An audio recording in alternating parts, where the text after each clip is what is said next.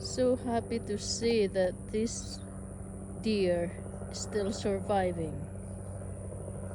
I mean, I've been seeing her for a few years now, and I would have thought that she would survive in the wild with that broken leg.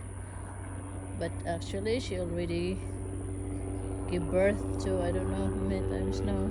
But there's the baby. There's a grown-up baby now. Helicopter. Where? I don't know. There you go.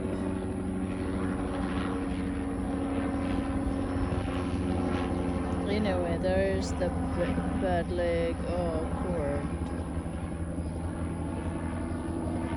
Haven't seen them in months. Oh, poor mama. But she did survive.